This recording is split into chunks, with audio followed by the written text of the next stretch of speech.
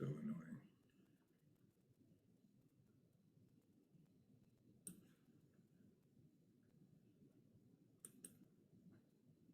annoying. Okay, now I got it.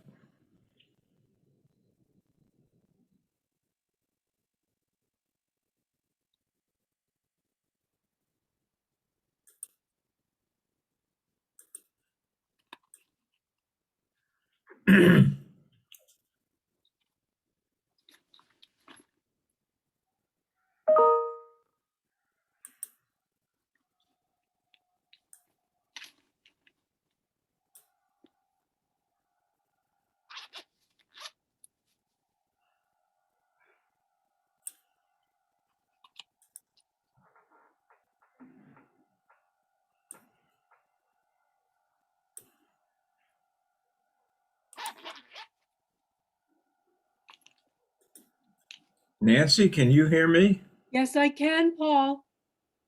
This whole thing mystifies me.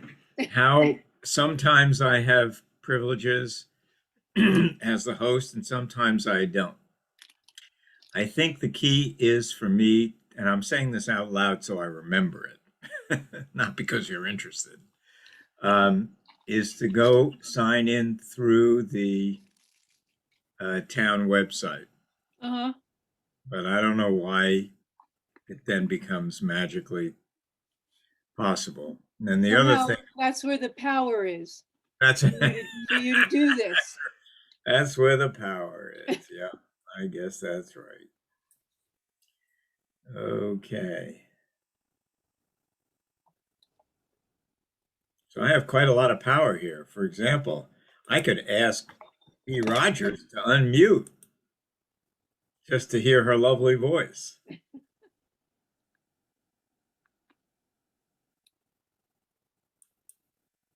Yep, she's not interested.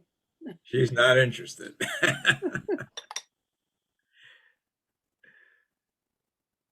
Okay. So Lynn, Hello. I think, yeah. Hi, Lynn. Hi. Good evening, everyone. I think I can safely say that I can share my screen. Now, I don't know if I'm going to be able to give that capability to anybody else because I know Kevin's got a slideshow for us, but we'll play that by ear. We'll jump off that bridge when we come to it. Okay. Well, let's jump into this meeting. So I'd like to call this meeting of the Nahant Community Preservation Committee to order. And I'd like to actually hear who we have from the committee in the room. So could you just sing out, starting with Paul? Paul Spurns here. All right. Nancy Cantelmo, representing Open Space. Thank you, Nancy.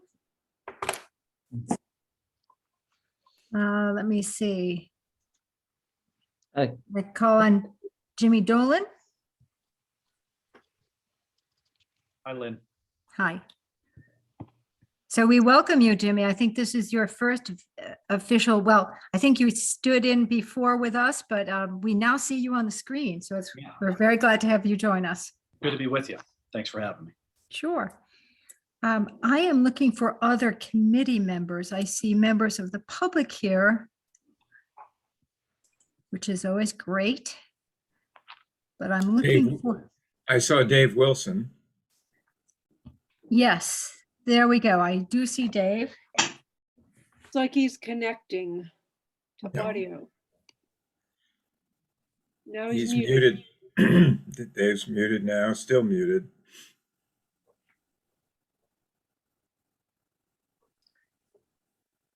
Okay, but he is here. So Dave Wilson represents community housing. Let me see who else I've got here.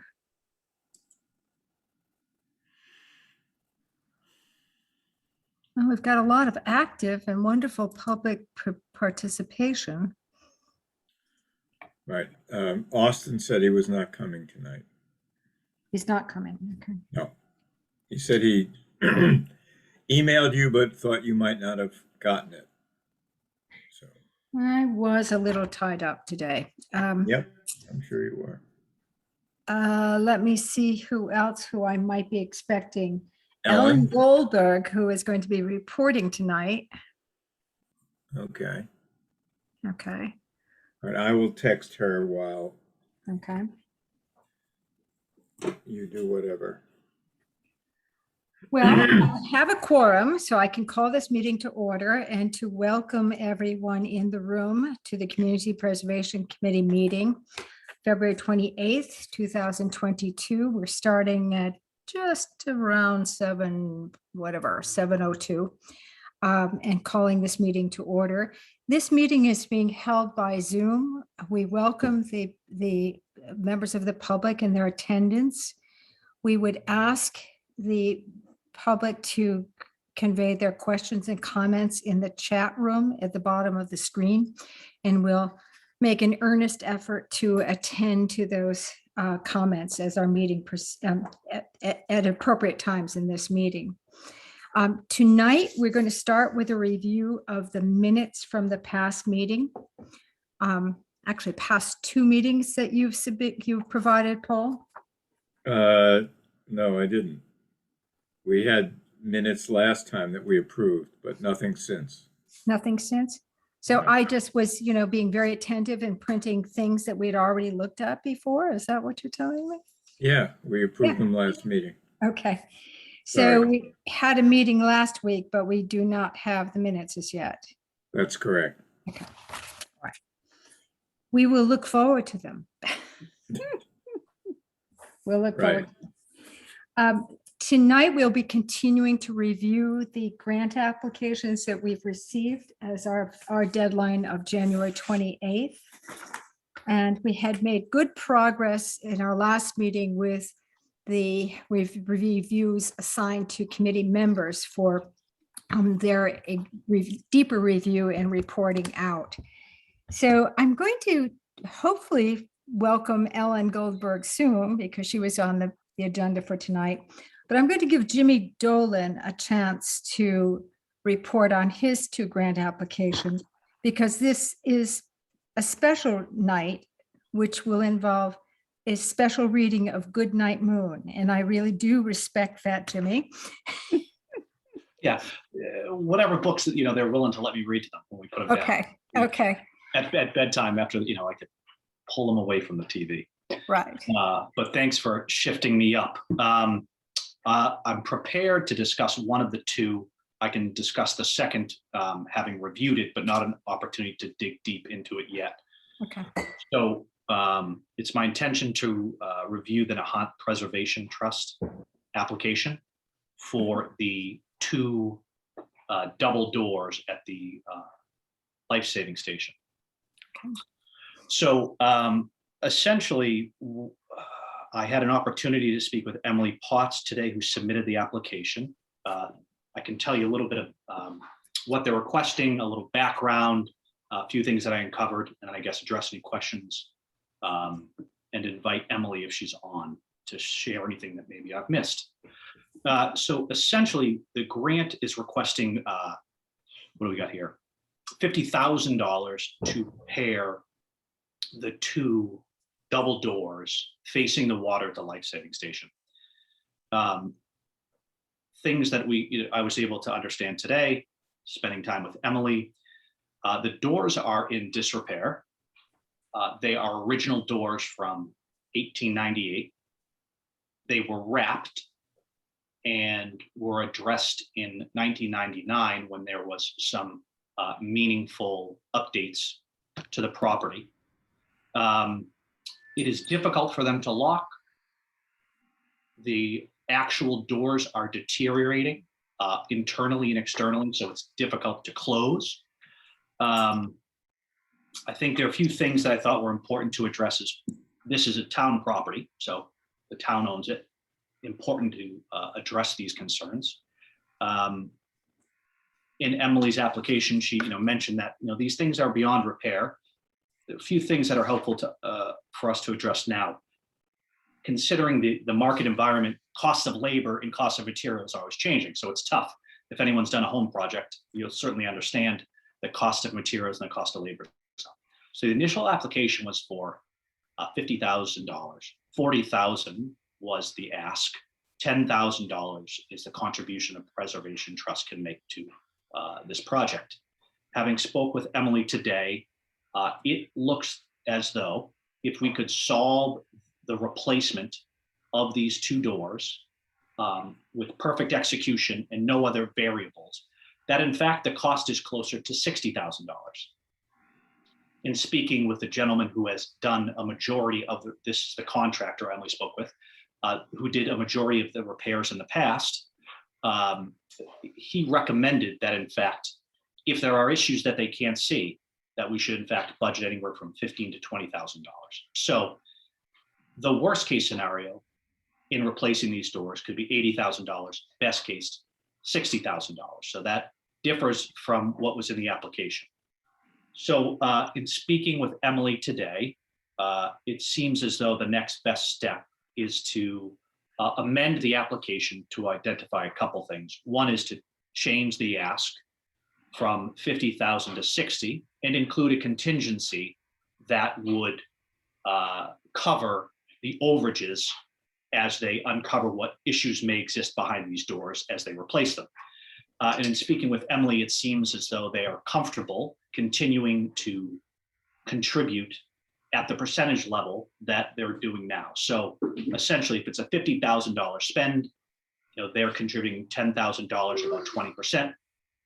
So moving forward, it's my expectation that Emily will be providing an amendment that demonstrate this is actually a $60,000 project, which they'll contribute to 12 and ask for 48, and also include in that a contingency where there is $20,000 contingency, 16 of which will be asked for the town of Nahant, and $4,000 from the Preservation Trust to keep it. Oh, sorry, I got my son here. He's ready for a story, so he's coming in to interrupt. So essentially, the contingency would be 20,000, 16,000 would include in the ask.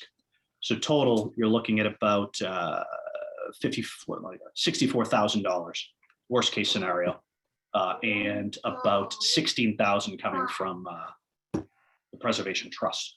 So those are a few things that we uncovered today. We'll expect an amendment with a quote from the contractor to clearly, item. Hold on one second for me.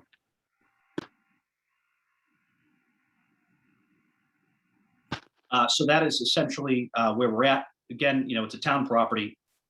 It needs to be addressed so that they can even lock properly. Having looked at the photos of the property, it's clear that this is in disrepair. So I'm happy to address any questions that maybe I didn't address, or I'll have my son jump in and chime in as well. Okay. Thank you, Jimmy. No problem. Okay, committee members, your chance. Any questions? Jimmy and Emily, who's masquerading as Mia, do you think there's a role to play here for getting a quote from another contractor? It's a good question, and actually a great question. Clearly, I think great minds think alike, because that was my first question. But so I do think that's always helpful. Now, having done several renovations myself, when I spoke to Emily and asked her that question, what she communicated to me is, in fact, this is the person who specializes in restorations. They've done an excellent job, and they have done a meaningful amount of work to the property, again, the town's property. And the work that this person does is far superior than other work that has been done on the property. I'm a person who doesn't pay full retail for anything. But what unfortunately I've had to understand and recognize is you get what you pay for. And a property like this, with the type of person who's demonstrated ability in the past, one, we're lucky to get anyone to do the work. And two, it sounds to me like this has been a good business partnership and their results have been strong. So it's possible to get another quote, but I'm not sure we're pairing apples to apples when it comes to the finished product. Right. Yeah. The answer to that is yes, but what would you what would you know after getting that quote? Yeah, exactly. So I think that was I think you're absolutely right. I'm sure we could get a quote lower and higher, but Yeah. it sounds like we have someone willing to do the work and has demonstrated their ability to do the job well in the past. All right. Other comments? Lynn? Yep. This Hi, is Dave. Dave. How are Hi, you? Good. Would the person who did the chapel doors, he would be qualified to do this work, wouldn't he? Yeah, that would have been Cronenberger out of Connecticut, I believe, Yeah. Dave. Yeah. So I think that it certainly a request could be made. Yeah. Okay. Because I did a good job. I just like, that could be a second quote. It could be. It could be. Absolutely. Which is, I mean, frankly, and is not unreasonable to desire to have a second quote. Yeah. So, Emily, if you're on the line, I am okay. just like Mia, but I'm here. Okay, great to have you here, Emily. So, Dave, I know it's Cronenberger and I do have their address. So if it's okay with you, Dave, I can provide that information to Emily. That's fine. Yep. That makes sense? Yes. We'd be happy to consider it.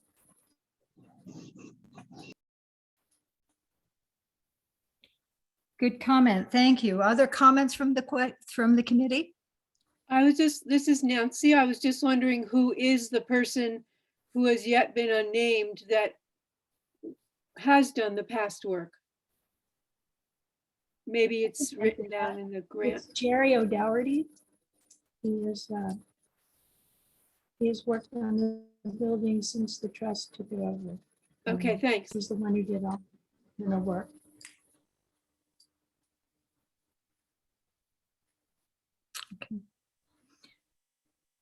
Other comments from the committee?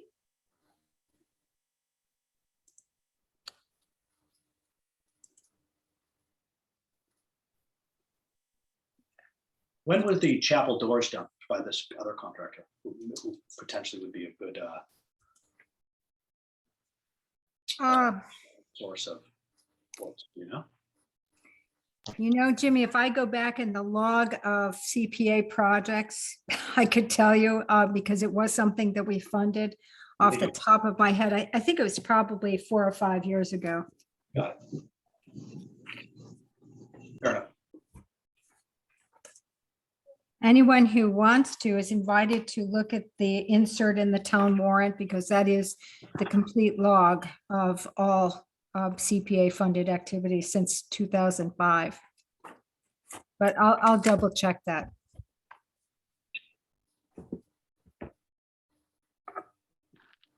I am looking at the chat. I see no comments in the chat. So I think certainly want to give the public the ability to comment here. But I think what we'll do is look forward to a revised or amended submission from Emily and the Preservation Trust, ideally with a second quote for this.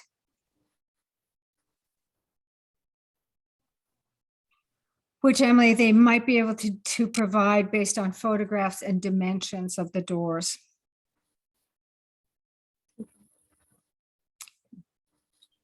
And I think if I dig deeply into to historical commission or historical society files, I might be able to find the original drawings for this building because we do have them. We got them from the National Archives years and years ago. Kind of remarkable. That is. And I think the only other thing that would be worth understanding is the time frame by which the contractor we received a quote from could finish the project. That's helpful. And should the other person that did other work that is clearly qualified to understand, one, would they provide a quote, and two, what the time frame be? I think that's helpful information as well, because this seems to me to be something worth addressing, considering the current existing condition and the fact that they don't operate properly. Yeah. Okay, very good. So, So Jimmy, are you going to tell us anything about the historical commission's request about So documents? I could, but I don't think I'd be adding much more than the application, having not had any conversations or dug into it too much. So I would like to hold off, if that's okay. okay. Well, would you do your best to be able to report back to us at our next meeting, which will be next Monday? Happy to do it. That'd be good. Thank you very much. Yeah, no problem. I wish that we could hear the dramatic reading of Goodnight Moon, but Happy to, you know what, I might be able to record it for you. okay. There's a great essay in the New Yorker about the author of Goodnight Moon. Oh, Worth reading. okay. Worth reading. She's Very more good. It was a exciting than you think. She was a pistol. Yeah. Wonderful. Lynn, Thanks for letting me jump in. can I speak up for Kevin Andrews? Kevin, as everybody knows, is the principal of the school. And Kevin already came to one of our meetings and talked about his plan for the Heritage Trail renovation. And Kevin and I took a walk around, and then we discussed it last week. And we talked about some issues that we thought Kevin might think about. Number one, drainage. Excuse me. Number two, uncomfortable proximity to the DPW work yard, and some possible safety problems with routing kiddie walkers on a driveway that's used for the parking lot, and a couple other things. And we also talked about the committee's thoughts that maybe this is a project which should really be designed and presented by professionals, and that maybe we're talking about a two-stage process here. First, underwriting planning, and then underwriting construction. Anyway, Kevin was kind enough to consider all those things, and I don't know how far he got with it because he was heading out the door on vacation when we talked. But he's promised me, or he said he's got a slideshow. Now, how would I can I share your screen? You're welcome to. Looking at the number of members that are here tonight, I'm not sure if everyone needs to see that, but I'd be happy to share it. I just shared it with you through email. Oh, you did? Okay. You could make me host, but I shared it to your Gmail account, and it's essentially a number of photographs. So if I make you host, then you can share your screen? Yep. Yeah, I'd be happy to do that. You're it. Okay, I think it great. would be, I think this would be helpful because Okay. an effort Yeah, I has been think- made here and we respect that. Okay, Thank do I you. want to change the host to Kevin Andrews? Yes, and I guess you have to pass Yep, it back to me. I got it. It says your host now.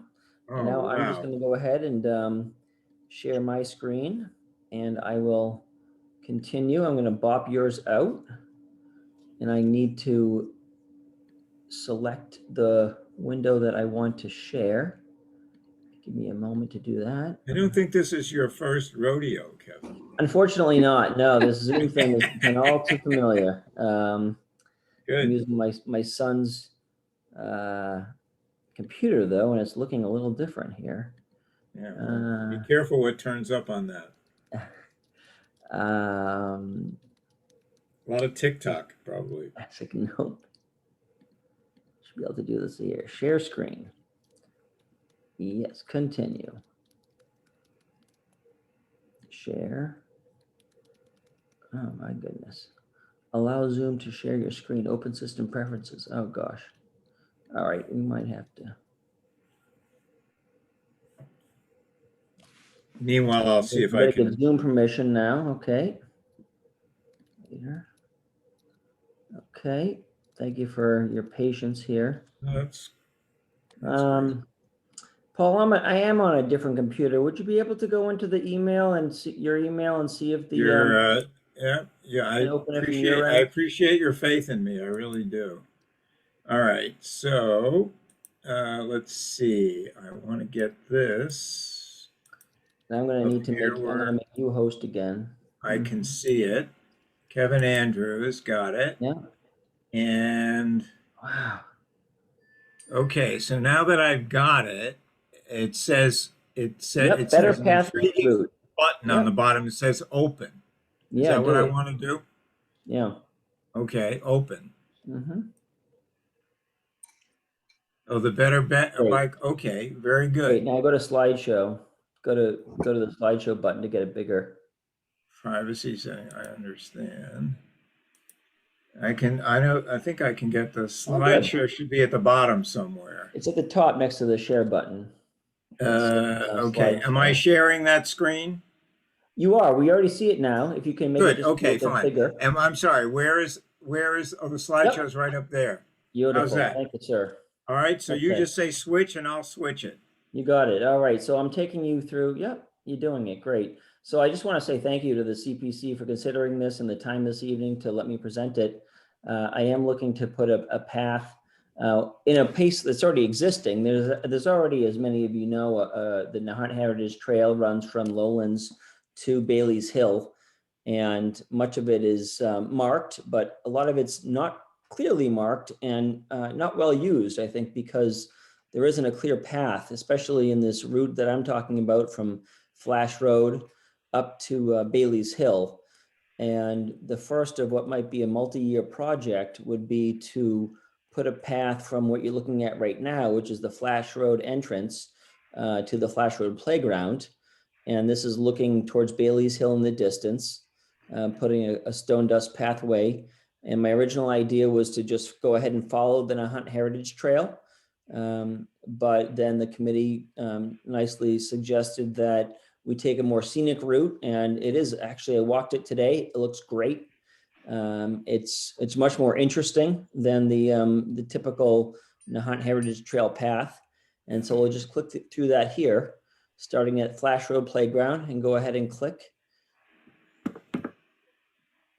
And then you'll see we're out in the distance still is Bailey's Hill. On your left will be the Tots playground, and on the right will be a golf course.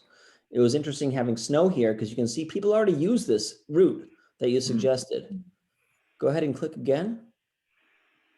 And we're approaching now. I just made a hard right at the end of the soccer field. And now I'm looking in the direction of the Johnson School. It's still far off in the distance. And to your left would be the golf course. If you click again, we'll get closer. And here's those is a row of willow trees that separate the golf course from the soccer field. To your left would be the golf course, and this is a straight run of basically the back of the golf course. I don't think this section would interfere at all with play if there were a path were added here. Click again. Here it is to your right. This is right on hole 18, if you're familiar with the course. And there's a nice rise here. Speaking to the issues of drainage, the committee mentioned the fact that it is an area that we're looking at, and this whole area used to be marsh, right? So this spot right here, I think would be a wonderful place for a path. Again, I want to see what it looks like. And of course, if we had folks helping out with this, you could evaluate what it looked like on the golf course. I believe that you'd be on a fairway here, on the end of a fairway at a teeing off spot, and to your left would be your drive, and straight ahead wouldn't be a way you'd want to hit a golf ball anyway. So this is kind of, again, skirting between the golf course and the Little League field that you'll see in a second. You can go ahead and hit that button again, Paul. And so now we followed again, and then we took a right again, and now we're in the outfield of the Little League field. And so to your right is the far outfield, and to your left is those brambles that you saw, and straight ahead is the Johnson School. And And now the route would take a fork. If you went to your left, you would continue and you'd be back on what is currently the Nahant Heritage Trail. Although I have to say, Paul and I found a post there for the trail, and I really don't think folks use that route because it's not easy to find. But it does go behind the community garden and between the community garden and the back of the community garden and some brambles. And if you went to the hard right, you'd be going by Paul Kyra's, what Paul Kyra built as a pollinating garden, and you'd be heading towards the school. I see a lot of dog walkers that use this route, I think, would appreciate it as well because it connects you right up to Castle Road. And I think that's the last slide there, Paul. Okay. So I want to say that I think it's a really wise idea to, have professionals involved in the planning stages. I know when I went to the last meeting and speaking with town administrator Tony Barletta, he mentioned that there was funding available for planning and for some of the logistic work. I'm happy to weigh in as much as I can and offer, ideas and be a contact person for the project. But I think it's a great idea to break it into a two-part project, a thorough planning phase, especially considering that, we'd be looking to move the Heritage Trail, and I'm not sure who's involved with that process, but looking to move the Heritage Trail from its current route. Thank you for pulling that slide up, which Paul has right here on the screen. Moving it off from, currently it runs behind DPW and the fire station. It actually cuts across the parking lot. It's a shorter route, the regular trail, but the proposed route that the CPC mentioned gives you, it connects you with the ocean, it connects you with Bailey's Hill. It just gives you more open space to look at, which I think is what really people want when they go for a walk or are out moving about. I did make the application with partly students in mind, but I really think just creating a clear path for folks, build a mountain, and that's people are going to want to climb it. So I think if we put a path in, I think people would want to walk it, and just having something like this, I think would be a real amenity to many age groups in town. Wow, Seems thank to you, me I would have Kevin. to adjust the budget. I would think that we would look at 7,000 to 9,000 in planning, and then move forward with 20 to 30,000 in installment, and that's strictly back of the napkin. I did get a quote from a contractor for the project as it was designed originally. But I think it is important to make sure it's done well and done right. Kevin, that's terrific. Thank you for doing this on the spur of the moment. And I'm so glad that some of the ideas we had sit well with you. I wonder, is it possible for you to get us another map laying out this new route, perhaps? Certainly, yeah, it wouldn't be a Okay, problem at that'd be all. great. I could use That'd be my great. original plan, and then also go off of this Heritage Trail map. Okay. Could I say a few comments? It's Nancy. I would just, I think it would be good idea at some point to maybe touch base with Linda Pivacek, who had a large part in setting up the whole trail. And she was thrilled when I showed her the project. She's so always happy when people pay attention to her heritage trail, but I would love to have her included in discussions of altering it, especially for the good reasons that you suggested. So it's just I think would be a good thing. I'm really excited about the safety issues of stuff, having had kids ride through on bikes and stuff in those areas. And I think it's really important. I can't quite picture the relationship with the golf course. And I'm just worried about, I know whenever I walk by there and there's people playing golf, they're really upset that I'm doing that.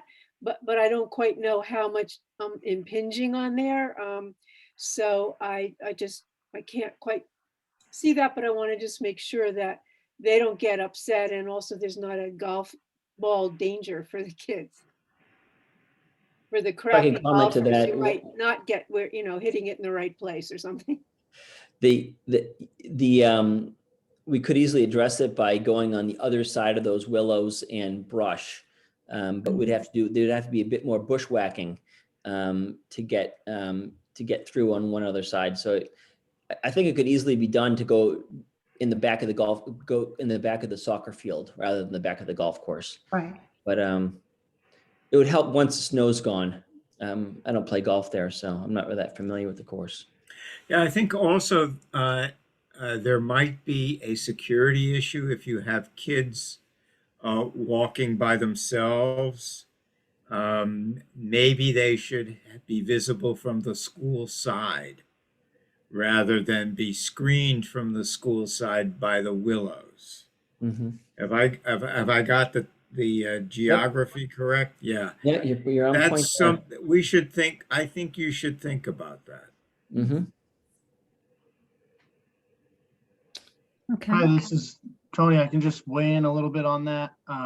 Yeah, that back corner, if you're looking at the map that's on the screen right now, where the number 4 is basically where that tee box is.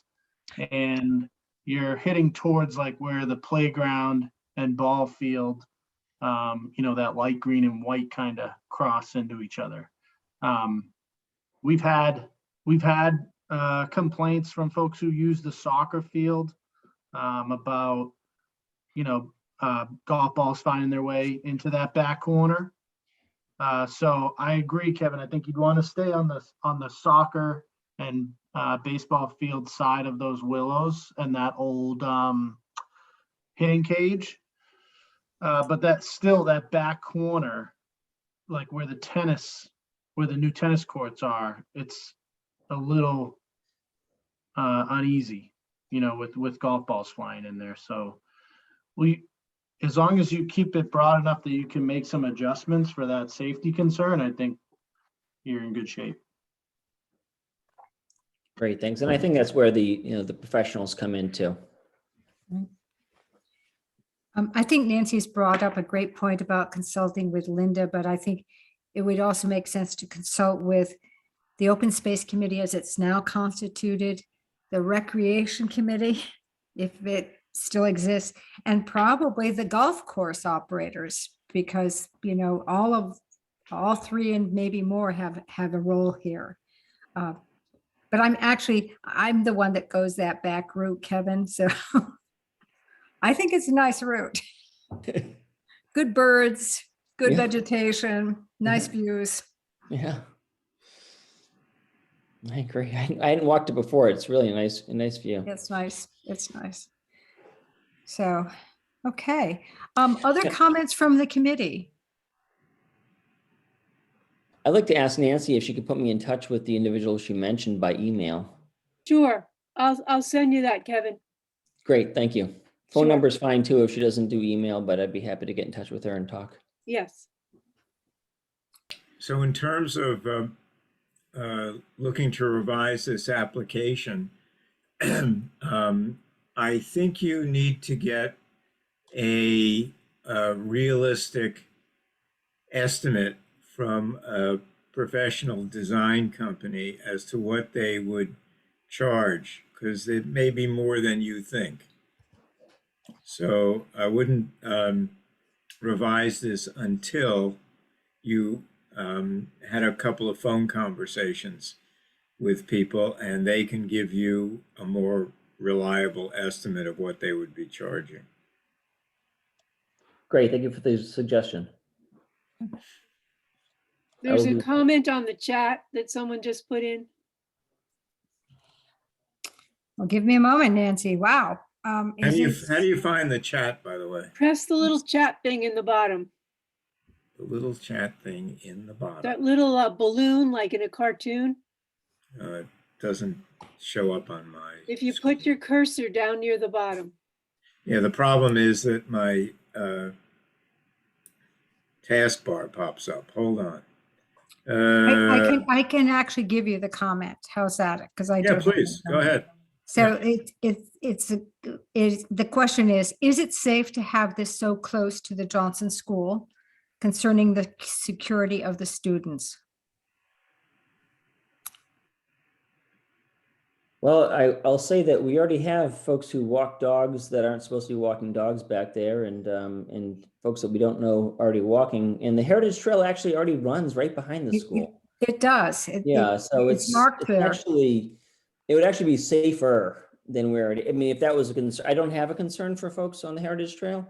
We see them at recess. But it currently runs right along the forest playground. And so this would only make it better, I guess, if that was a concern. But Okay. it's a good question. It's a good question, yeah. All right, so it sounds like you're going to resubmit for a planning grant for this year, which will then be followed by an implementation grant next year. Am I interpreting this correctly? Yes, you've got it. Okay. Kevin, can I ask a clarification with Tony listening in? Did you say that you thought that town hall had money available for planning? I just said that Tony had mentioned that was part of the process. That was a potential part of the process, and that sometimes funding is granted for planning. Oh, you mean the CPC process? Right. I heard it from Okay. Tony, but I don't think the town hall had the funding. Okay, Okay. thanks, Kevin. Very good. Thanks a heck of a lot. Appreciate it. Thank you, Kevin.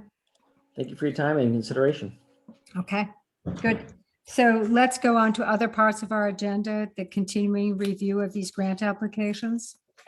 I'd like to give Ellen Goldberg, who I see is with us, the chance to speak about the 2 grants that she was working on. Ellen?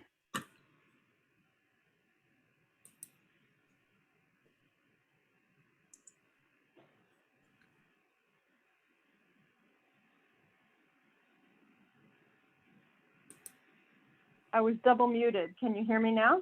Yeah, Yeah, we saw you talking to yourself. Yeah. No, I was high on the security with the double mute. Okay. So thank you. Yes, I have 2 grants to present tonight. One is about the Bailey's Hill restoration, and the other one is Lodge Park and Memorial Point up at East Point. So we'll start, and I did have a chance to speak with Tony about both of these grants. So after I present them, he can hopefully offer up any clarifying details. And I believe Nancy would have some of those as well, if I'm not mistaken. So essentially we're looking at, now we'll start with the Bailey's Hill restoration. It's for restoration and access improvement to Bailey's Hill, essentially. And the request is for $50,000. It is similar in scope, or rather was sparked by the work that was done with the money we granted for TriMountain Road area.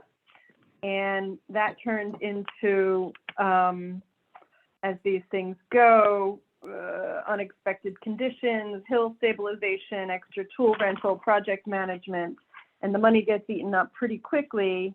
But it's, at the same time, it's a huge value add for the area to be invasive species removed and debris removed and brush cutting and things like that. So we're looking at a request for roughly for $50,000 to continue making progress on Bailey's Hill proper. The request gives them flexibility to continue the work, to decide if they can do some work with internal labor from the DPW as much as possible, renting the tools that they need to conduct the work themselves versus hiring it out. And it will be essentially, they're requesting this money to stretch it as far as they can to get as much done with the money as possible to continue progress on the Bailey's Hill area. And what I was trying to understand was, which part are we talking about? If you know the area where the kids will sled, kind of up there, you can potentially see the ocean, except right now it's completely overgrown and filled with invasive species. So the plan is to continue up that path and continue the cleanup in that direction. Tony, have I summarized that appropriately? Yes. Okay. I'd like to, Ellen, if it's all right, I'd like to ask Nancy Cantalmo, who's on the Open Space Committee, if she has any comments about this. So, I was just wondering how the area will be evaluated, comparing it to the other project, which Ellen will present, in which we have a professional person going in and making an evaluation of all the things that are there, and then deciding what things would be best to take out or keep or whatever, and looking at it in the larger picture. So we have the section closest to the ocean side, which is where the original grant was written for. And then I believe this is for the rest of the area on the one side. But we also have the other hill of sort of the twin hills there, which is a whole other project. And I think that that's not part of this, or is it? So those are kind of my questions. I mean, what is the evaluation going to be before the work's done, and exactly the areas involved? Good questions. Well, I think it would, this is Tony. I think it would take on a similar process that the TriMountain project has taken on, which is gathered input from Open Space and the Conservation Commission. So it would follow along those same lines. And this is not on the TriMountain Hill. This would be for the Bailey's Hill proper. So behind the gazebo. Mhm. And so it's an interesting question. I know that there has been sort of a reach out to the Conservation Commission, and I believe that Kristen gave some advice. I mean, when we talk about invasive species, we're heavily into the world of bittersweet and roses, but are we also talking about things like the Norway maples that are in abundance on the TriMountain property, for instance? Have we come to a decision on trees like that?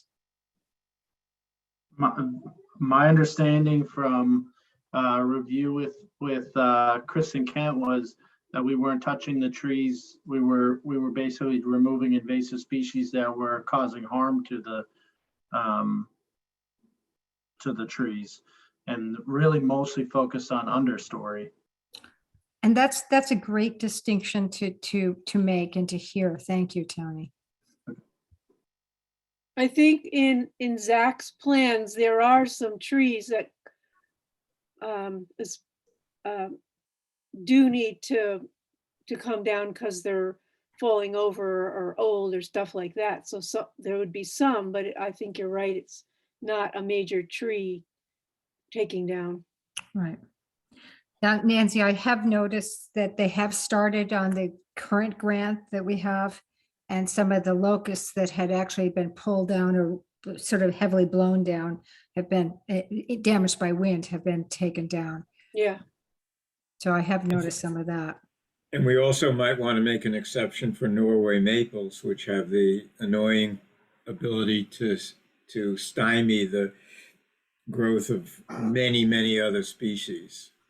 Well, they do. Unfortunately, these are great, big, handsome trees too. Yeah. Yeah. Yeah. So I think it's probably I did attend a meeting with Nancy and Ellen Antrim and Zack and Tony some months ago, just beginning to sort of talk about the parameters for the existing grant. And I think that those parameters will be extended to the new grant. It might be a good idea for there to be a written statement, a brief on this, so we can actually make sure that the public who enjoys this property, both of these sites, will clearly understand the philosophy behind the practices. Tony, do you think that's something Zach could develop and that could be shared with Open Space and with the Conservation Commission and this committee? I don't think I think we could find a way to put something in writing, but it might not be Zach. Okay, well, It might be something, because a lot of that came from like the Open Space Committee with adjustments from the Concom. So maybe the Open Space Committee could initiate the process and then we could make some adjustments from there.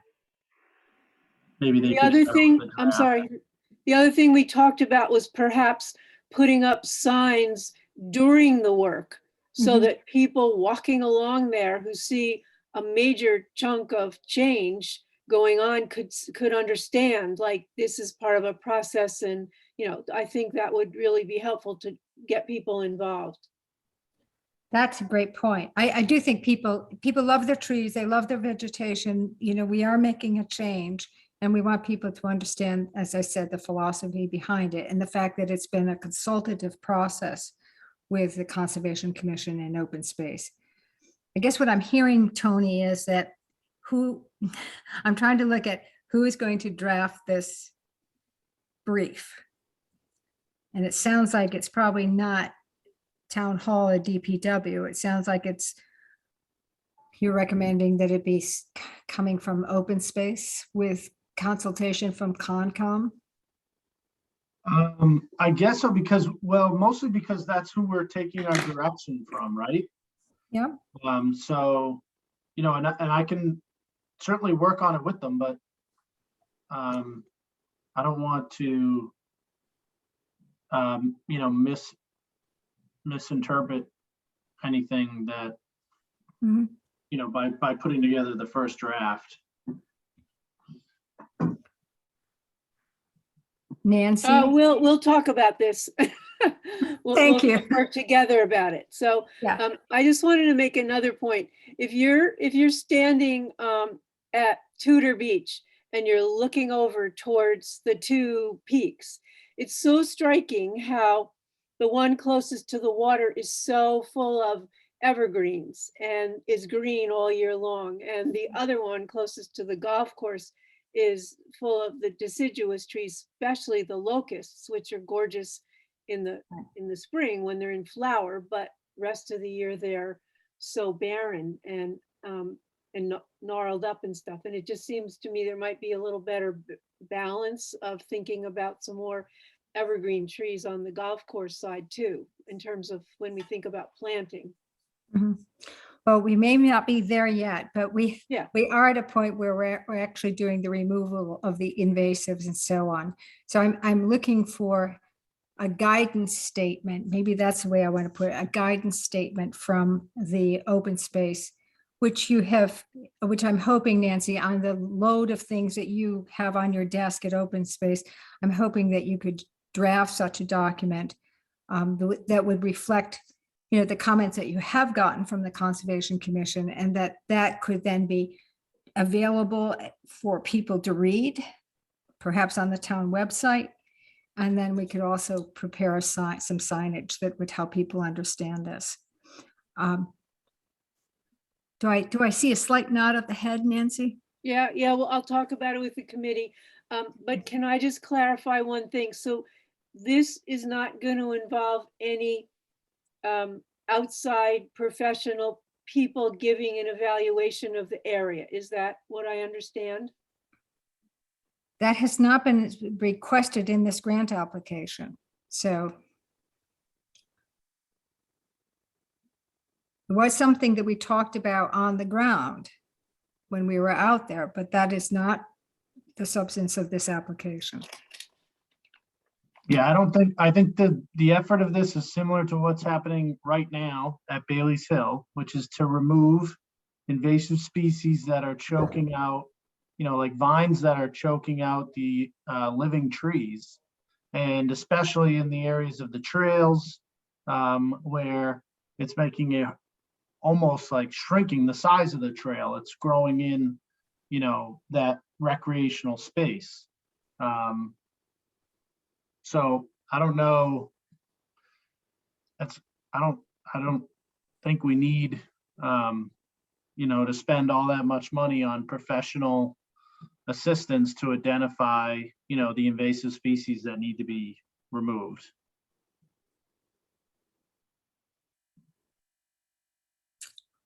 We also might think about it when we talk about replanting. That's a good time to think about getting some advice on that. Yeah.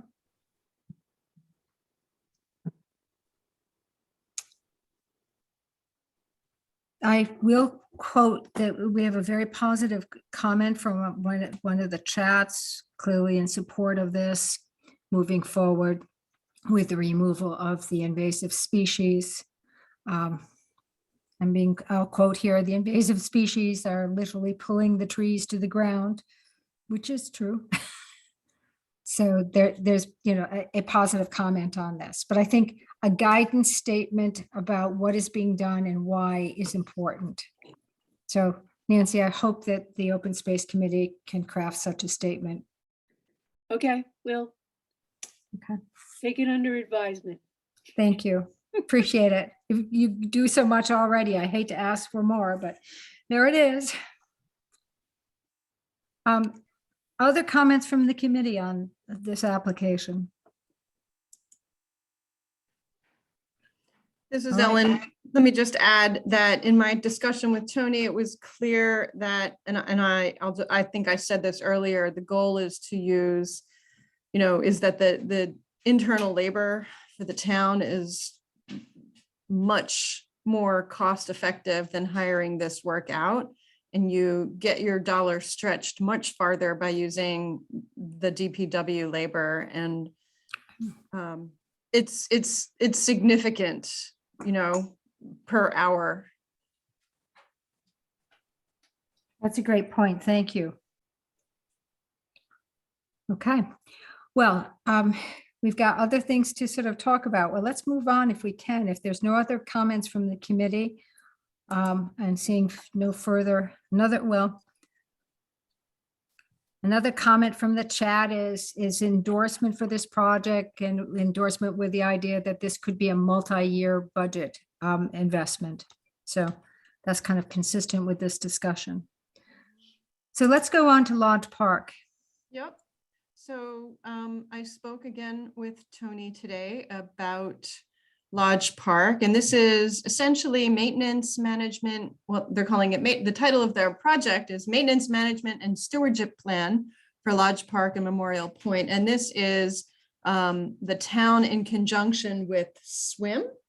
And I understand that there are lots of interested parties here who want to make sure that this area is protected and properly maintained for the future. So the request is for us to provide $4,500 to be matched $3,000 for a total of $7,500 project for a plan for the area, for identifying erosion and remediation, to give the Open Space Committee in the town and other committees the knowledge and information they need to be able to make informed decisions about maintaining this for the future, identifying mitigation, and understand critical environmental issues that are surrounding this area. So this is strictly a planning grant. They're not doing the work. There's no proposal for the work. This is for professional assistance in getting the plan and cost estimates for the future. Tony, have I summarized that appropriately? Yes, again, very good. I think Nancy probably should weigh in on this one too. So the group that started this was Friends of East Point Nahant, and including swim. And as you said, Ellen, there's a lot of people who are really wanting this place to be preserved in a ecologically correct way. And we've looked at the history of the area. There's been many plans over time, and I think they've evolved as we've understood some more about, if you look at the old plans, they didn't talk about invasive species and a lot of the stuff that we understand now. So I think we've built on the plans that were historically developed and tried to make them more ecologically correct at this time. I just think we want to have a maintenance plan to keep things going for the future. One of the areas is a meadow, and meadows are areas in Massachusetts and a lot of places that are disappearing. It's not a giant meadow and it won't make a huge statement. We're not going to get meadowlarks and bobolinks and all sorts of great birds there because it's not so huge, but it does make a difference for a lot of other insects and stuff. And it's a really important part of town that we should value, and we want to do education around that. It just involves Lodge Park at this point. And if the area expands in the future, then we'll see what happens more with this kind of plan. The other thing I want to stress is that people are very, we want to preserve the original intention, which was for passive recreation, and hope that going into the future, we will continue that idea that it's not meant for active recreation. Structures aren't to be built and ball fields aren't to be built up there and stuff like that. It's for dog walkers and bike riders and stuff like that who want to, bird watchers and whale watchers and all those people who just want to be up there for those reasons, which was what was originally intended. Thanks, Nancy. And Lodge Park, just for everybody's edification, it's the area of East Point, right, around, that is in the center of that path going around the cliffs, correct? Yeah, it does go down a little bit on both sides. And so one of the issues that I'm sure you read in the project was about safety. Like we want to have plantings there that will that have some dense vegetation to keep people from falling over into the cliffs without changing the natural structure. But it does, the land of Lodge Park does go down the sides a little bit of the cliff. Both sides, I think. So Nancy, would this deal with things like the concrete guardrails and rusted railings that sort of survive, I think probably from the World War II era around that perimeter? Yeah, that whole safety issue and how we best attain it is part of the discussion with the people doing this work. There's another aspect of it, which is about education, signage, the geology, the plants, the islands that you see off of, or what you see in the future, in the distance, sorry. You know how you go to places and there's these contour things and well, that's that and that's that, and you understand what's going on. It's something else that we're thinking about doing in that area. So okay, all right, very good. We have a lot of people in attendance tonight, and I'm looking in the chat to see if we have any comments from the group. Because Nancy, I think I see some of the people who might have been involved in this application, which is great to have everyone here tonight.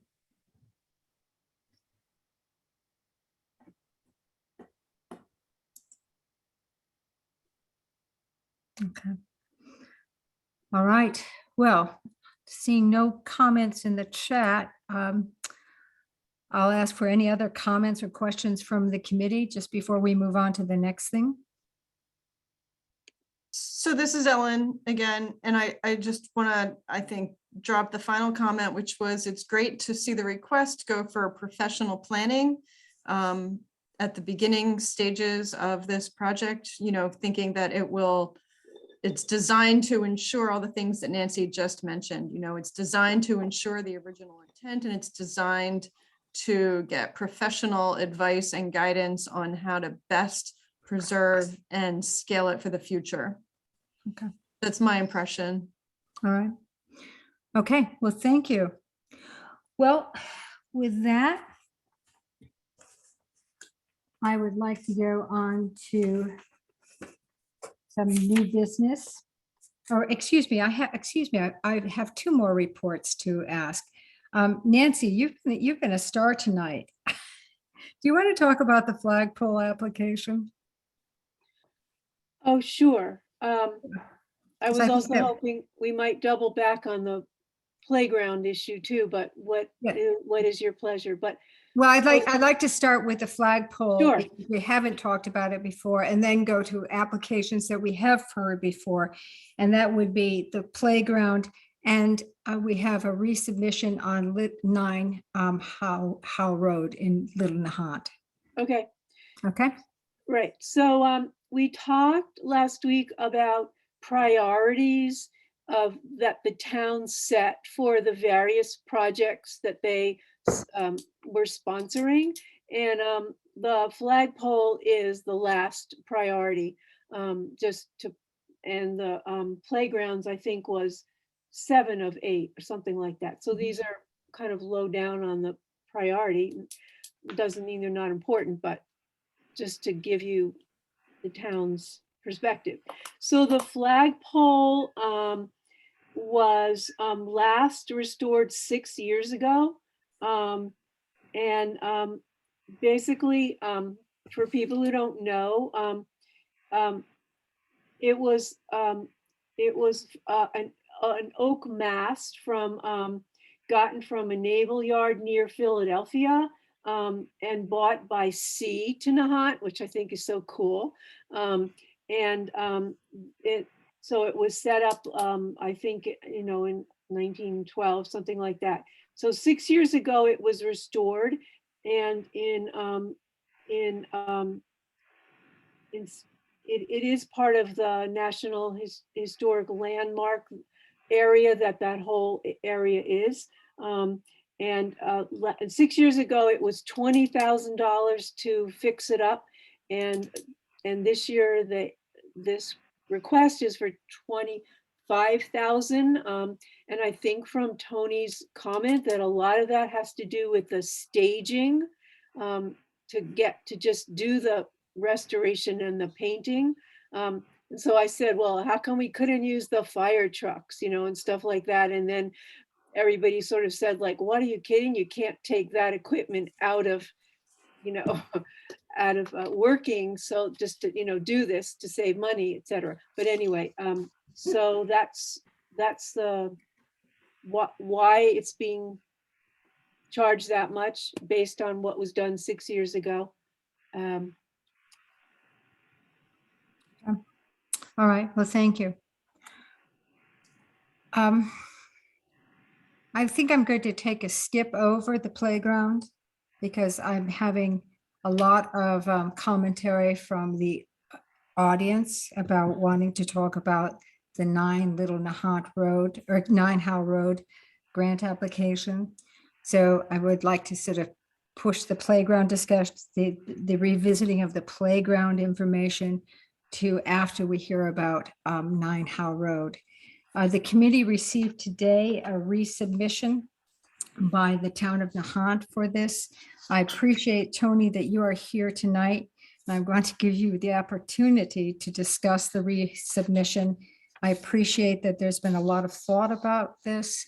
And I also understand that this is a project with it has a difficult time frame associated with it. There's a lot of unknowns. So with that, Tony, take the floor, please, and tell us what this resubmission is about and why it's coming to us now. Sure. You know, this, what's happening over at 9 Nahant Road, that has been changing pretty rapidly. Right. Keep in mind, when we submitted this application originally, we had just found out that the property was going to be foreclosed and go to auction. And so at that time, we were, you know, putting together this application without having much discussion on what the future use would be if the town were able to acquire it. So we had checked off every box and basically put every option on the table to have a discussion later on.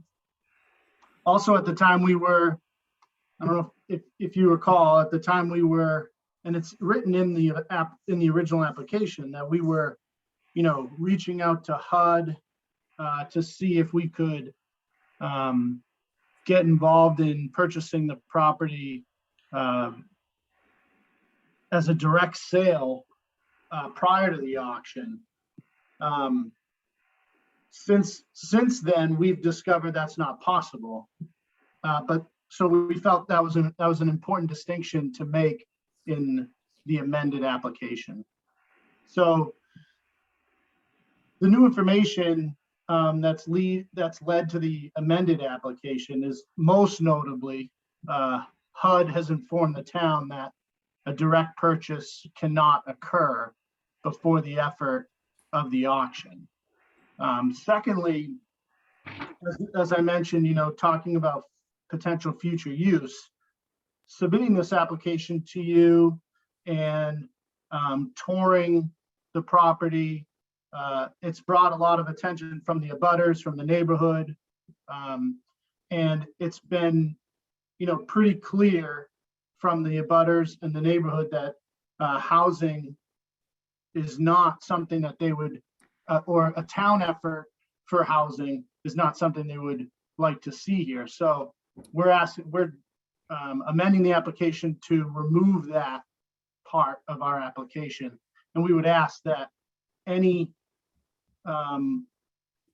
if this were to be favorable by the committee and put on to the town meeting warrant, that housing not be included in the language as a potential future use.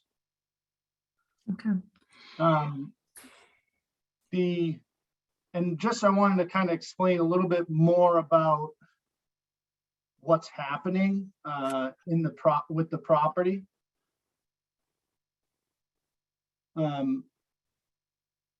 So the auction, which was originally scheduled for February 15th, has been postponed by HUD. We've reached out, we've asked Congressman Moulton's office to ask as well. They have not given us an answer as to why they've postponed. But it's, you know, I want to be clear that without authority and an appropriation approved by a town meeting vote, we can't submit a bid at that auction whenever, you know, if it occurs prior to town meeting. So there's a couple different options here that could occur. If the auction occurs before town meeting and a winning bid is accepted, the town will not have an opportunity to purchase the property. And thus this application would be rescinded completely, and there'd be no need for this to be brought up by the CPC committee or put at town meeting warrant. If the auction occurs prior to town meeting and no bid is accepted, so it's an unsuccessful auction, HUD takes ownership of the property and then would consider engaging the town for a direct sale discussion. This application is for 1.1 million, but that's not the final price. If we were to, you know, if HUD were to go to the auction and, you know, get a bid or multiple bids, but they were not high enough for them to accept, you know, that would be our floor starting point as with a negotiation with HUD. So it's up to 1.1 million. It doesn't mean we would walk in the door and say, here's 1.1 million. It's just putting a cap on our negotiating point stance. Alternatively, if for some reason this auction doesn't occur prior to town meeting, and it were to be postponed until after town meeting, if town meeting gave us the authority and the approval, an appropriation and the approval, then technically we could submit a bid at the auction. Again, you wouldn't go into it at the top end of this range. And we'd have to figure out later on what that bid would be.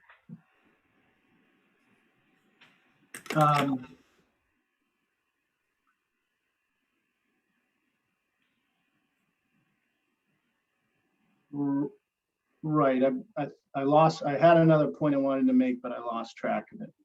Okay.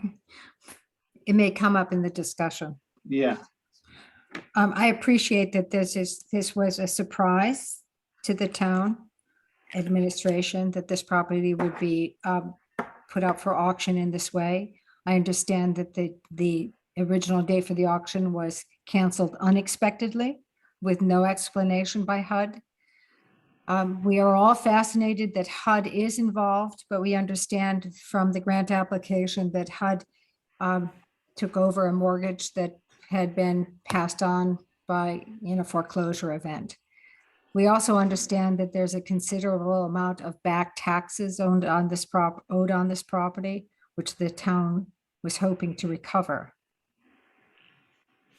So there's a lot of ifs here, Tony. There's a lot of ifs, because now what I'm seeing in this application is that the idea of affordable housing or community housing is withdrawn from one of the possible uses of this property, and that we are then left with open space / recreation and historic preservation as being the two potential funding categories. Is that correct? that's correct. Yeah. I So mean, what was presented to the town is a property that owes the town funds, has a historic property on it in a neighborhood with zero open space. And,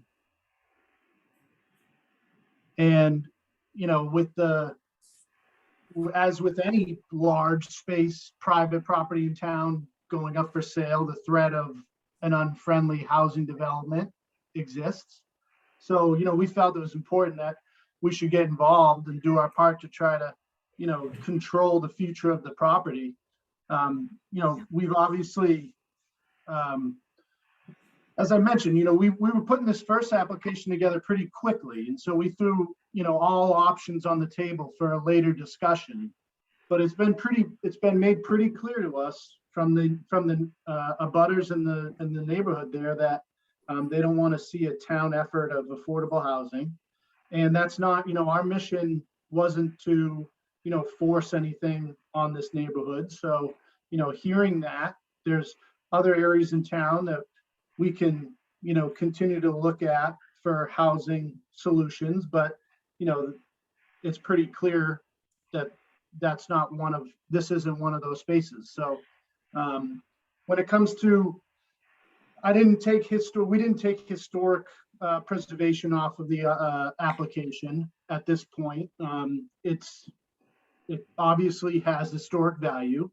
What it would cost to restore the property is still unknown. What the future use of that historic property once restored, what it would be used for is unknown. I just felt it was given the fact that it's one of the first homes built on Little Nahant, it's almost the historic value of the property is too high to just eliminate it from this application. So that door is still open, but I think from what we've heard, those two questions really need to be answered before you would get neighborly support for them. But again, the stars have to align for us to even be in that position. If this auction occurs before town meeting and a winning bid is selected, this application is rescinded completely and this topic comes off of the table. Okay. Well, committee members, I'm sure you have lots of questions, so I'd like to give you the opportunity to ask them. Tony, let's say a private bidder makes a bid that that HUD accepts, whatever it is, $1.1 million, $1.2 million, $1.3 million. Does the town get its $400,000 in back taxes from this amount? We're gonna fight, tooth and nail for our back taxes. I can tell you that Why wouldn't we get the back taxes? there's a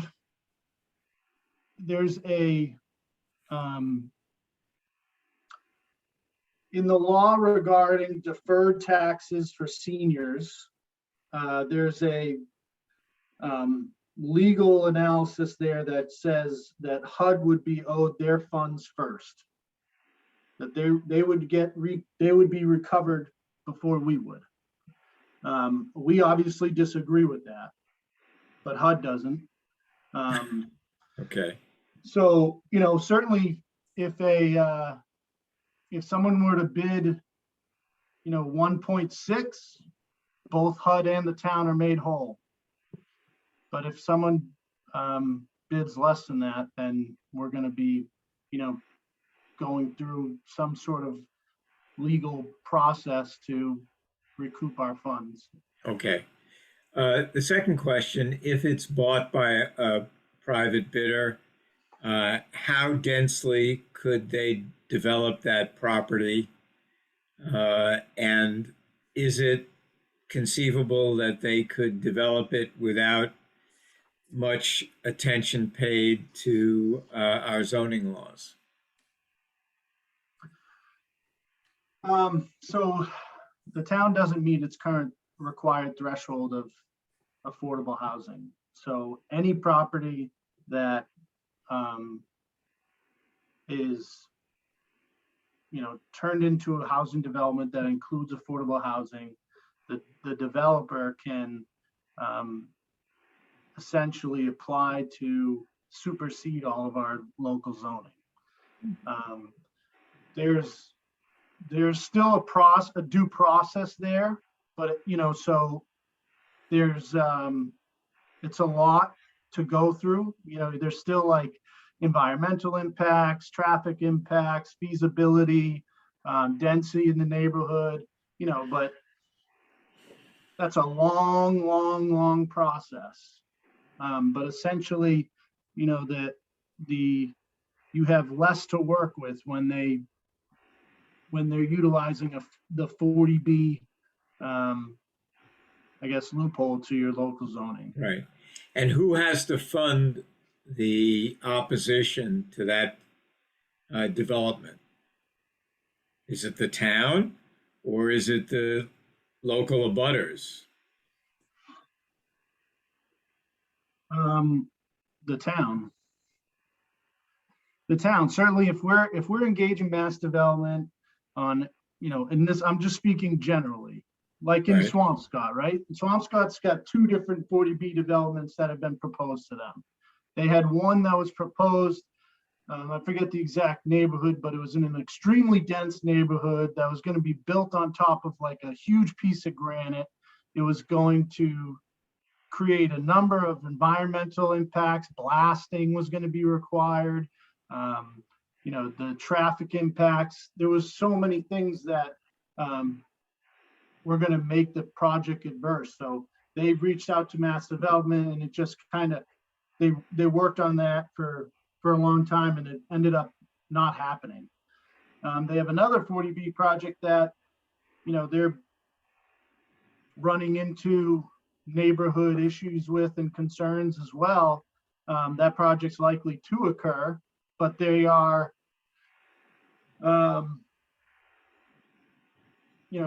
they are going through a very grueling process as well, which means time and money. So you can fight a unfriendly 40B development, and it costs a lot of time and money on both parties. But it's obviously a hard battle. It's a long, hard fought battle.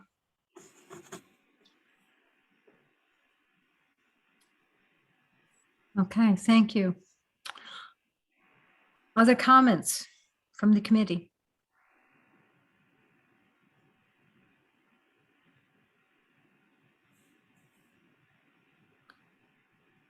No one's raising their hand on the committee.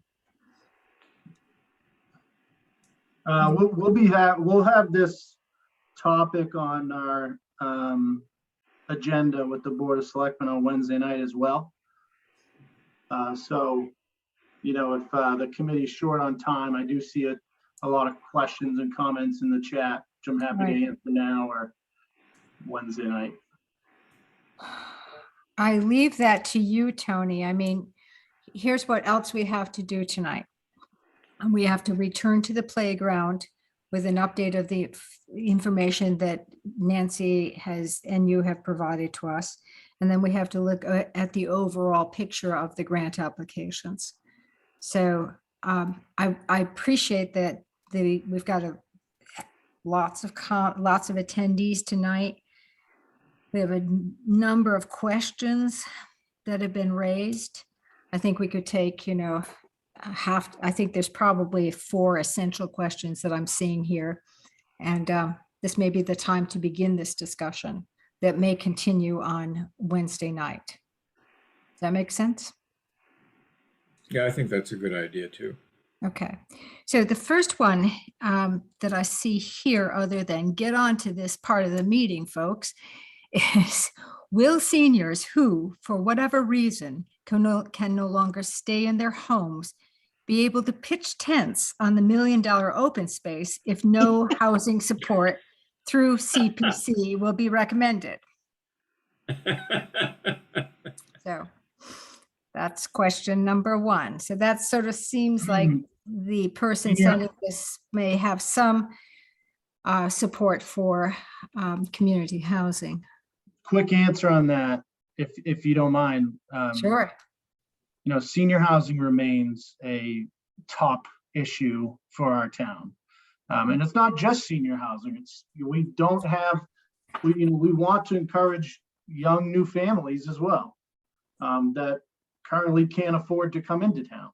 So we have a couple different housing issues that, as you know, we've applied for funding in another application to hire a professional to help us with those issues and help us, you know, figure out how we can, you know, improve our zoning or, you know, find other town property that we could potentially turn into housing or, you know, look at those issues in a different manner.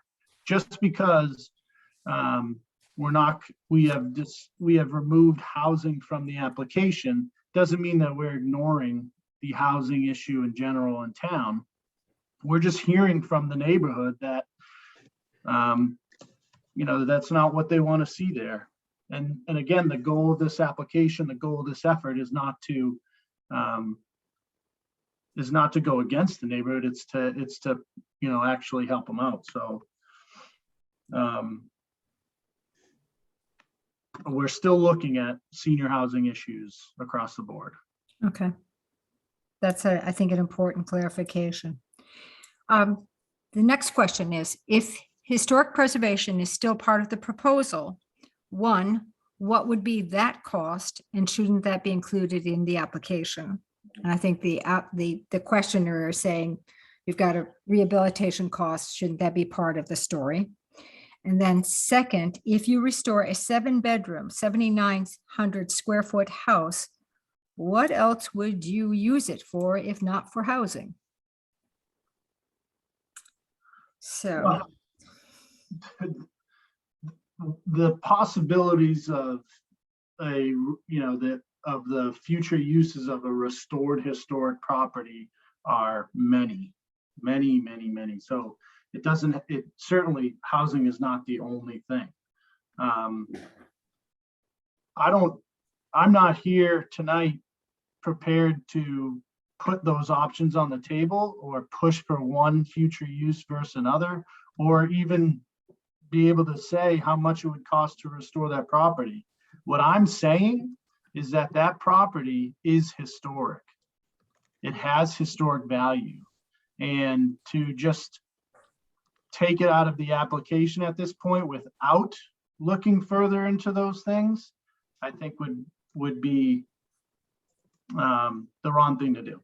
So I don't, it's very possible that historic preservation is not the answer, that we can't come up with a future use that everybody would be happy to see, and it would cost way too much money to restore this building. So it ends up being open space by default. That's very, very possible. It's just too soon, I think, to take historic preservation off the table without looking further into it. Well, since you've raised the question of open space, interestingly enough, the very next comment from somebody is, we have open space, the playground and Short Beach. Another comment is this, have you considered buying a 30,000 square foot lot at Spouting Horn? It's only $950,000. So, the town is not, I mean, those are obviously,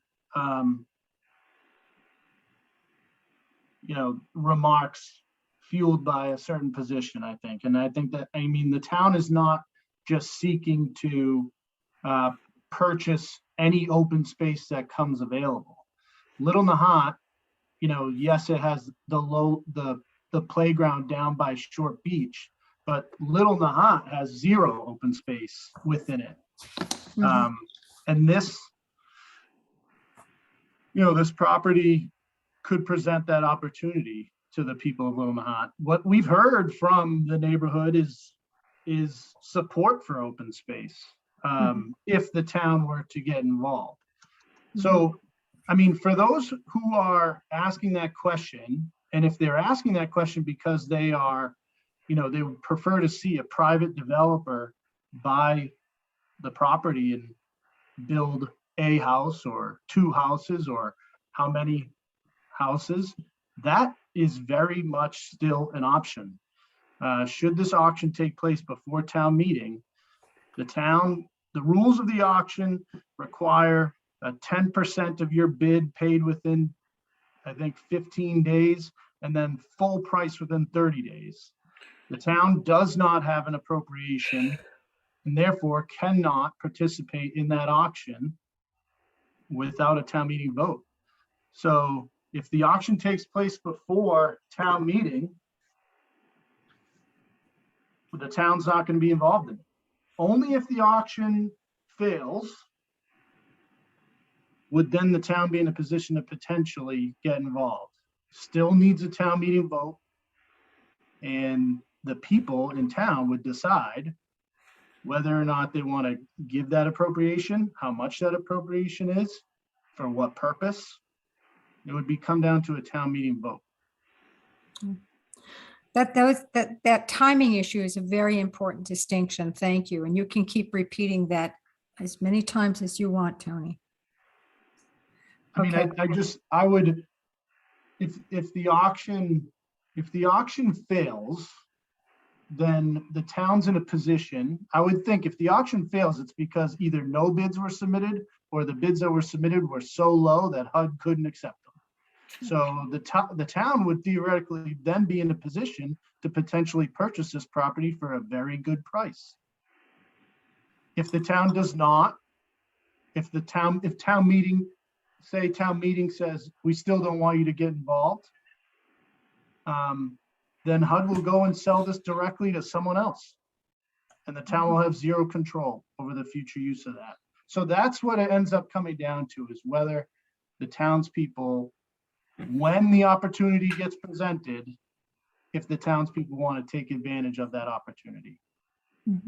Okay. Thank you. Just a note about the historic character of this property. And thank you for including this in your grant application, Tony, because it was actually published in the American Architect and Builders News in, let me see, 1880. At the time this property was built, it was one of, I believe, 2, if not 3 buildings on Little Nahant. Little Nahant was empty except for this estate and 2 other buildings. So it was a very different place. It was open to meadows and views and so on. It is an important house. It was published, as I said, J.T. Wilson, the celebrated selectman and builder of Nahant, built it for Thomas Howe, which is why it's called the Howe Estate on Howe Road.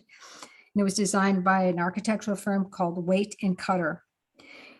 It was, I think, a very beautiful residence, and it has been sadly neglected for some time, but there are still elements there. And I was very fortunate to be part of a visit with Dave Wilson to take a look at the property with Tony and others, just to get a sense of it. And I believe that it's rare that we're being able to have that opportunities. Having said that, we have other committees or other questions here. This one is, would Nahant owning this property be fiscally responsible? Letting it accrue $300,000 to $400,000 in back taxes was the first mistake. Asking the town to spend $1 million plus and forego future tax revenue doesn't sound prudent. So that's a comment about, the policy we have about deferring taxes to people who request that. Do you want to just say a quick word about that, Tony? Because I don't want people to think that the town is imprudent. This is part of a plan.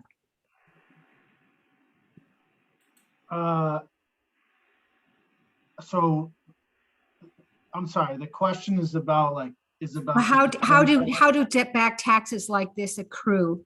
And what is the town's policy on this? Well, it's not a policy, it's state law that Okay. of a certain age and of a certain income, you have the ability to defer your taxes. And it's capped at 50% of the value of your home. This property falls into a very rare occasion that the homeowners, I think you become eligible. They were dead. No, when they started deferring the taxes, they were very much alive. Sorry, I thought I was muted. No, B, Yeah, you weren't. That's okay. But they deferred them until they passed away. And they pretty much got right up to like 48, 49% of the value of the house. So it's not this wasn't like a decision by the town. You have that ability. We don't, as long as you meet the eligibility as listed in the statute, we don't pick and choose whether to give you deferment. So unfortunately, fortunately for them, they lived a much longer life beyond the start date of eligibility. Unfortunately for us, that meant many years of deferred taxes. Okay, so I think it's important. So it's not a town policy, it's a state law. You follow the guidelines of the state law. Period. Okay. Yeah, and again, as far as why would the town want to somehow prevent a private owner to come in here and build on the property and then bring in new growth? The town, again, the auction occurs before town meeting. The town can't prevent that. Anybody could go to that auction and make a bid. That very much could happen. If the auction fails, then the town could potentially get involved and the townspeople could vote no, and HUD could go and sell it directly to a private developer, and that would mean new tax revenue for the town. You know, that's as the CFO side of me says, absolutely, we want as much new growth and new tax revenue as possible. You know, sometimes, you know, in government, you have to make these decisions where you get involved because of, you know, trying to do what's best for the community. And we feel that because of the historic value of the property, because of the lack of open space, because of the threat of a unfriendly 40B development, the town should make an effort to put this question in front of the people of the town, and they can decide whether or not we would get involved. Okay. Okay, thank you, Tony. There's a whole raft of other questions and comments here, but let's open this up to participation by members of the audience. And I think since B, May I? actually you spoke first. Why don't you have the floor? Thank you, because I did put a comment in the chat. I didn't know I'm if you having would. trouble hearing anything. I put a comment in the chat. Can you hear me? I can. Okay. And the comment that I put is, I don't understand why we are considering purchasing this property.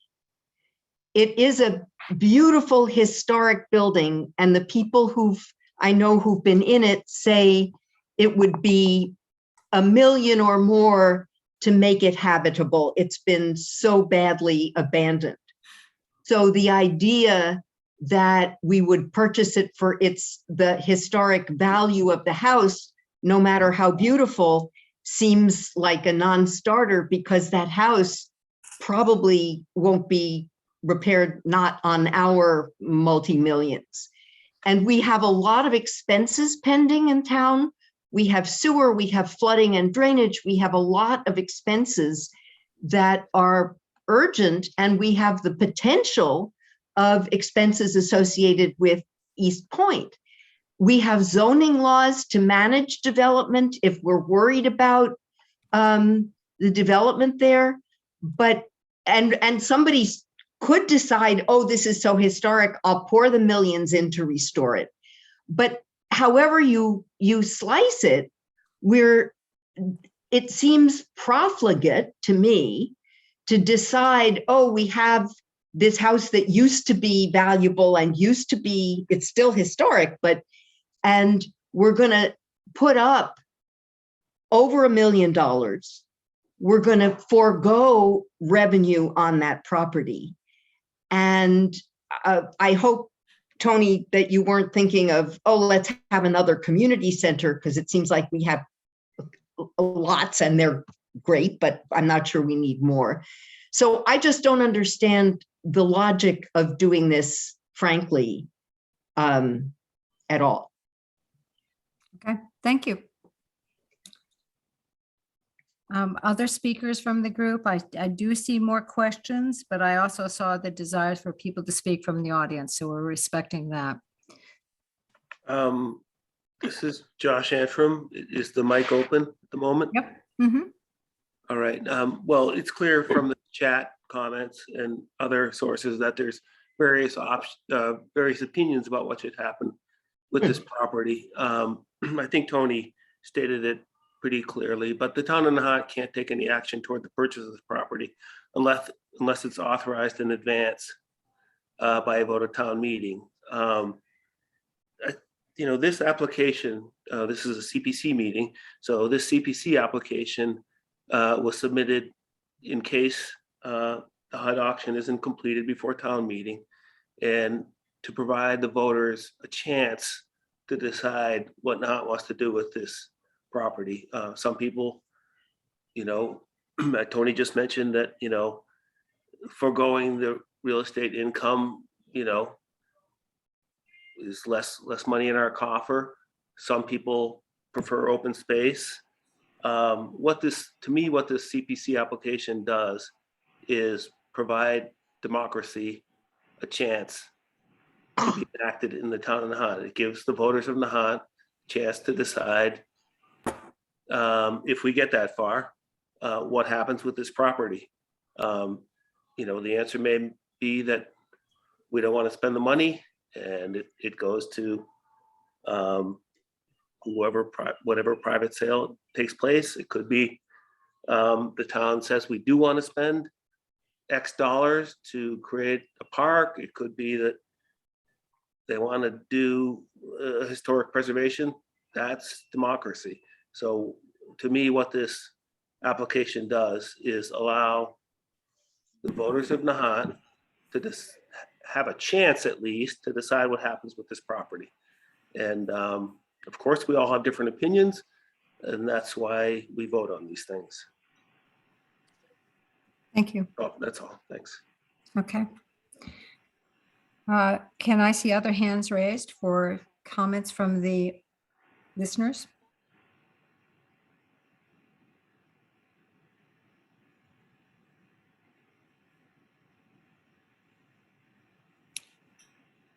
Anyone else see hands raised? I mean, we have continuing comments. There's still more in the chat, I guess.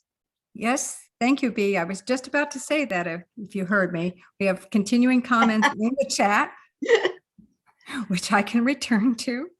But I do want to give those who wanted to speak the opportunity to speak now. Otherwise, I'll go back to the comments. Okay. All right.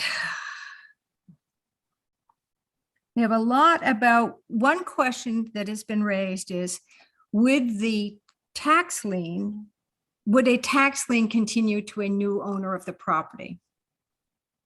So from our understanding is the tax lien would stay with the estate.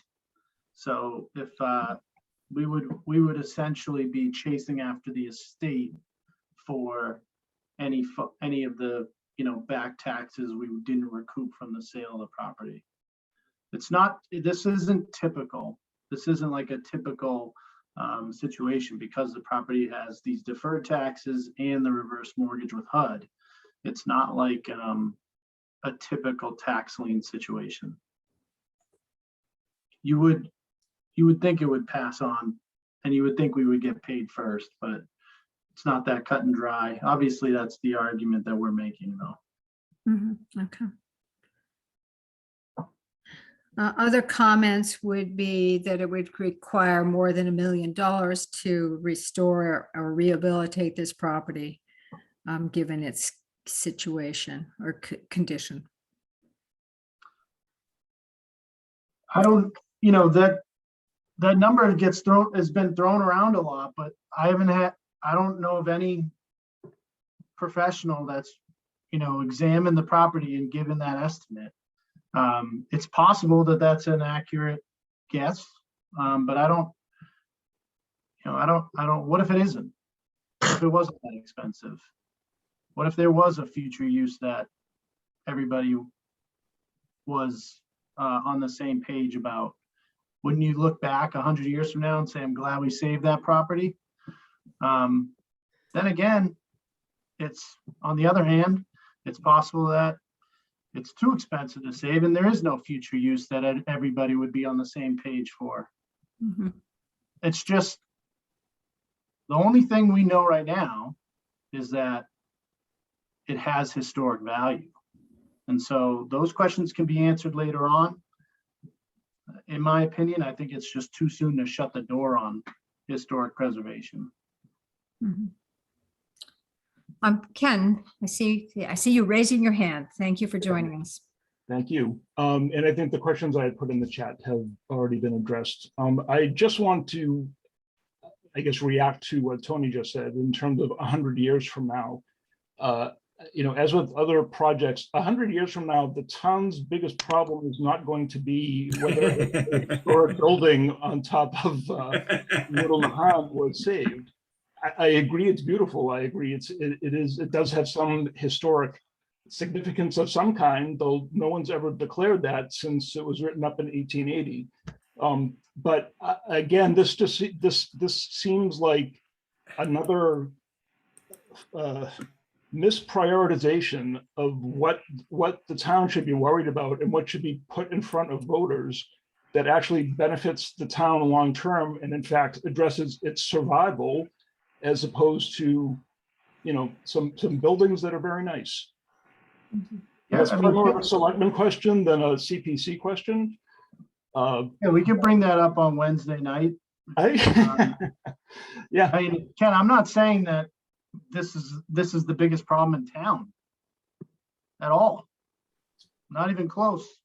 no, We certainly have the ability to handle multiple things at the same time. And if the townspeople don't agree with the need to get involved, they vote no. yeah, Tony, yes, except that what the townspeople are allowed to vote on or presented with voting on is very much controlled by what's on the warrant and who elects to put what on the warrant. So if this isn't close to the top of the priority list, as you just said, why aren't the other items that are on the priority list in front of voters as opposed to this? This isn't, by the way, I'd like to just say, could I just jump in and say, this committee is reviewing 9 applications, Ken. So we are in, I think, meeting 2 of our review. So we're happy to have citizen input. We're happy to have, you know, in fact, we rely on citizen input and the input of our committee. But this committee is not yet at any position of making a recommendation of moving this forward.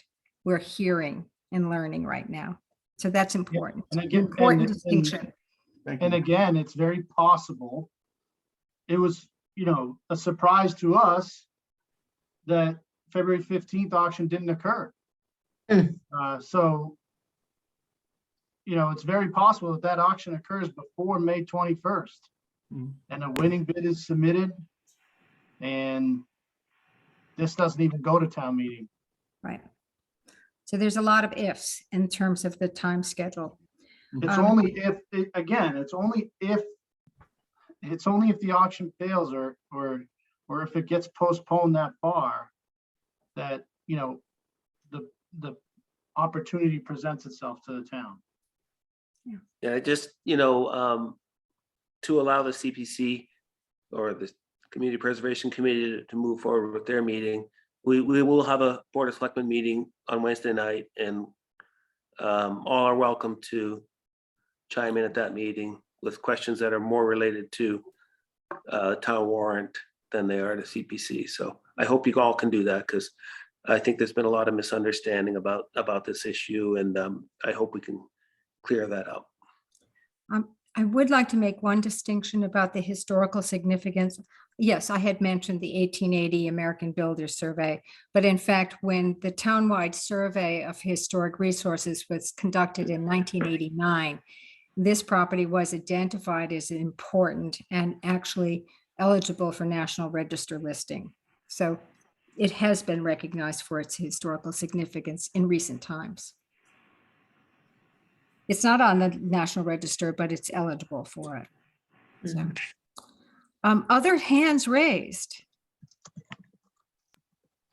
B, I see you in person. You know, it's good to see you in person. I do have other comments in the chat column about, you know, this could be 2 nice houses on this property. I see several of these. There's a question to the Board of Selectmen. Have the Board of Selectmen consulted with a real estate attorney about this property? I guess we could take that up on Wednesday. I'd like to know a little bit more about regarding what. Certainly we've consulted attorneys regarding the back taxes and who gets paid and what that process looks like. Okay. I just for the committee, you know, I see a lot of comments in there about, you know, 1 or 2 houses, or, you know, let it bring in more tax revenue. Again, if the auction occurs before town meeting and it fails, the town will be presented an opportunity to potentially purchase the property. That question will go in front of town meeting if you so put it in front of them by favorably voting this out of committee. If the town doesn't act on that opportunity, HUD can sell the property to anybody. And you have to ask yourself, I guess you have to ask yourself, are you, I mean, anybody could either build one house, build two houses, or build more. And you have no control over that if you don't get involved in this opportunity. So that's what we are, you know, facing here. And be interested to see what the town wants to do. Okay. Thank you, Tony. We are drawing on 9 o'clock.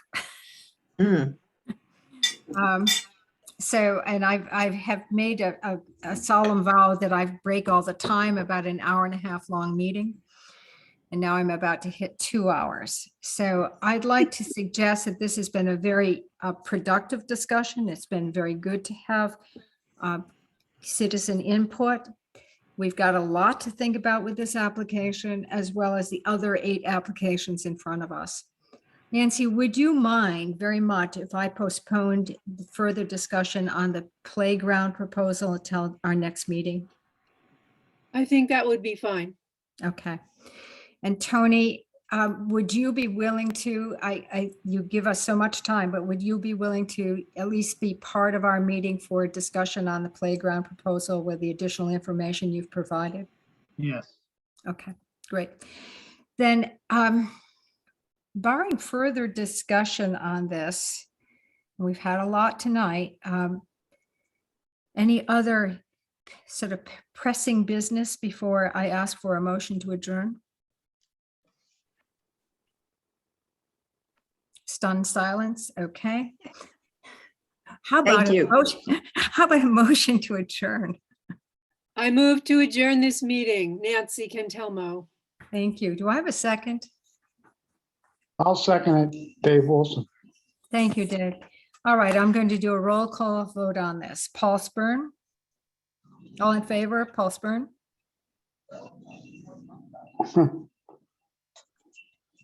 He's gone away. Nancy? Aye. Jimmy Dolan, we know, has gone to read Goodnight Moon. I'm back, but I'll say aye. Okay, good for I you, did Jim. my job. Okay. Thanks. Sorry, Lynn, I was offline. I don't know why it shut down. So if you're moving to adjourn the meeting, I'll vote aye as many times as is necessary. Okay, very good. Ellen? Aye. Okay, and I vote aye. Okay, thank you, folks. We'll resume next week, 7 o'clock. And Nancy will get back to the playground proposal. And then we really need to look at the overall sort of overall listing of the proposals and start really thinking about the amount of money that we really have to spend. So I sent out a revised chart just earlier today, and you'll notice that we have over $2 million of requests. We have some matching components. And in terms of our available funding, with the amount that we may be expecting from our real estate surcharge and match this year, as well as general reserve and housing, we might have $700,000 available to us. So we're going to have to make some hard decisions. So thank you all, and see you next week.